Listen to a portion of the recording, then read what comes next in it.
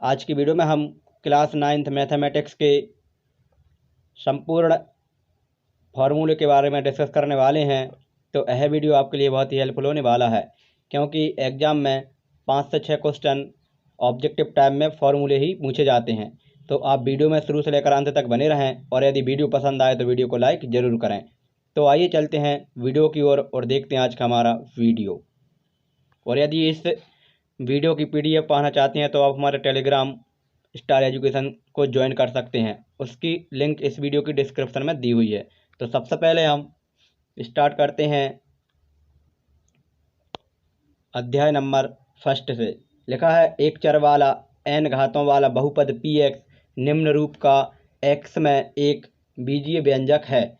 तो वह होता है px बराबर an x की पावर n an-1 x की पावर n-1 प्लस इस प्रकार डैश डैश करके बढ़ता जाता है और लास्ट में होता है a0। इसके बाद नेक्स्ट लिखा है एक पद वाला बहुपदी एक पदी कहलाता है, दो पदों वाला बहुपद कहलाता है द्विपदी, तीन पदों वाला बहुपद कहलाता है त्रिपदी, और एक घात वाला बहुपद कहलाता है रैखिक, दो घात वाला बहुपद कहलाता है द्विघातीय बहुपद। जैसे ax² होता है प्लस bx प्लस c, यानी x पे घात कितनी है 2 है, और यदि एक है तो एक घाती और 2 है तो द्विघाती। इसी प्रकार तीन घात वाला बहुपद कहलाता है त्रिघाती, यानी x पर अधिकतम घात कितनी होनी चाहिए 3। फिर नेक्स्ट लिखा है कि वास्तविक संख्या a बहुपद px का एक शून्य कहलाती है यदि pa बराबर 0 है। क्या है? यदि वास्तविक संख्या a बहुपद px का एक शून्य कहलाती है, कब? जबकि pa बराबर क्या हो 0। अगला है सर्व समीकरण की है x प्लस वाई का होल स्क्वायर। क्या होता है? x² plus y² plus 2xy, या इसी को या करके ऐसा भी लिख सकते हैं x² plus y² plus 2xy। Next लिखा है x माइनस वाई का होल स्क्वायर। क्या हो जाएगा? x² प्लस y² माइनस के 2xy, या करके इसको लिख सकते हैं x² प्लस y² माइनस के 2xy। नेक्स्ट है x प्लस वाई और x minus y equal to में होता है x² माइनस के y²। अगला है x प्लस वाई का होल स्क्वायर।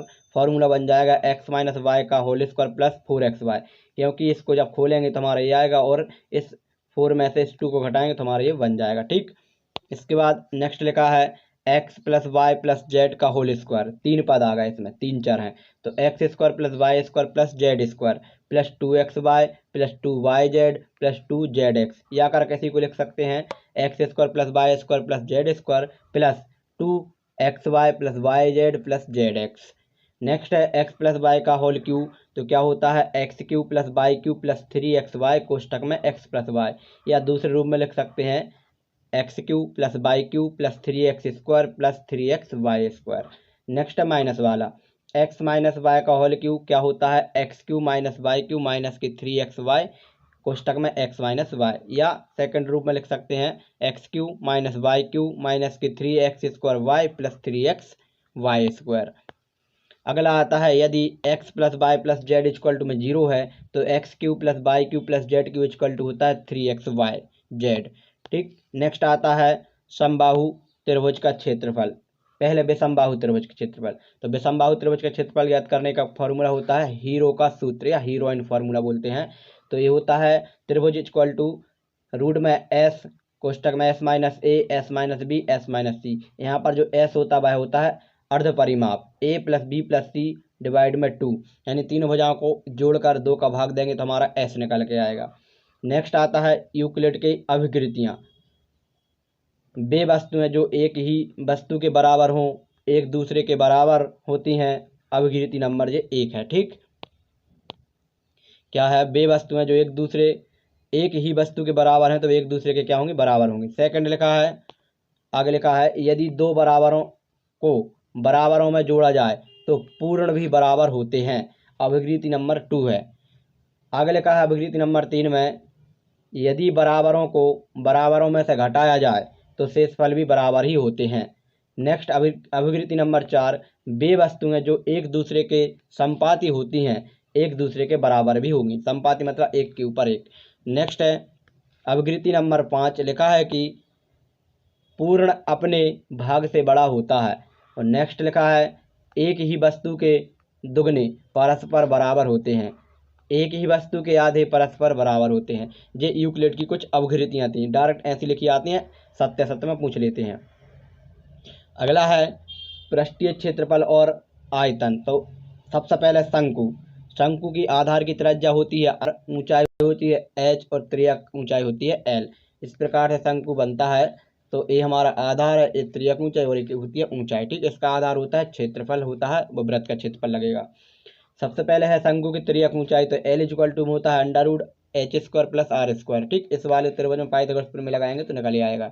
नेक्स्ट है शंकु के आधार का क्षेत्रफल होता है πr², यानी इसका जो वृत्त के आकार का बनता है। ठीक, नेक्स्ट है शंकु का पार्श्व पृष्ठीय क्षेत्रफल, यानी ए वाला, इस वाले को भाग को भी लेकर चलना है, तो πrl।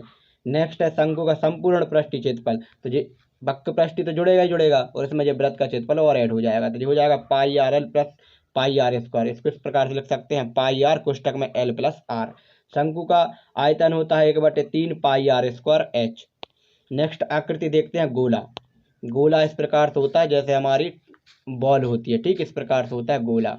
अब गोले का पृष्ठीय क्षेत्रफल होता है 4πr², और गोले का आयतन होता है 4/3 πr³। नेक्स्ट आता है अर्धगोला। अर्धगोला यानी गोले का आधा भाग, इस प्रकार से ये होता है। इसका पार्श्व पृष्ठीय क्षेत्रफल 2πr², 4πr² का आधा कर देंगे। पृष्ठीय क्षेत्रफल होता है, अब 2πr² में जो πr² और जुड़ जाता है, वृत्त का क्षेत्रफल जो होता है 3πr², क्योंकि जो गोले का जो नीचे भाग है जिसमें वृत्त बनता है यहाँ पर। ठीक, अर्धगोले का आयतन होता है 2/3 πr³। रेखाखंड सरल रेखा का वह भाग जिसके दो अंत बिंदु होते हैं रेखाखंड कहलाता है। एक शब्द में पूछा जाता है रेखाखंड किसे कहते हैं? संरेख बिंदु। 3 या 3 से एक ही सरल रेखा में होते हैं, जब 3 या 3 बिंदु एक ही सरल रेखा में हो, ऐसे ये कहलाते हैं संरेख बिंदु। ठीक, असंरेख बिंदु क्या होते हैं? बिंदु एक ही सरल रेखा पर हों।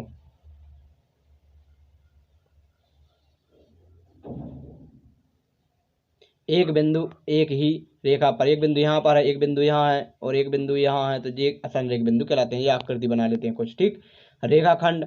रेखाखंड क्या होता है? रेखा के बीच काटा गया खंड। ये है रेखाखंड का डायग्राम, ये है रेखा का डायग्राम, और ये है रेखाखंड।